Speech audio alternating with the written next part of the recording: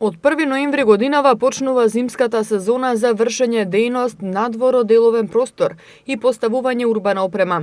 Градот Скопје ги информира сите заинтересирани корисници на јавни површини за добивање одобренија за вршење дејност надвор од деловен простор и за поставување урбана опрема за зимската сезона 2018-2019.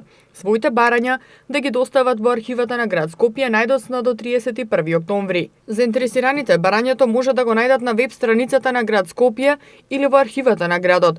Од градот соопштија дека корисниците на јавни површини кои имаат одобрение од зимската сезона 2017-2018 година треба да го достават стариот елаборат, нова тековна состојба за сопствен имот, имотен лист за деловниот простор и дворно место и катастарски план за парцелата. По доставените документи за исполнетите обврски кон градот и општините, град Скопје се обврзува во рок од 5 работни дена да издаде одобрение за поставување урбана опрема. Зимската сезона за вршење дејност надвор од деловен простор и поставување урбана опрема завршува на 30 март следната година.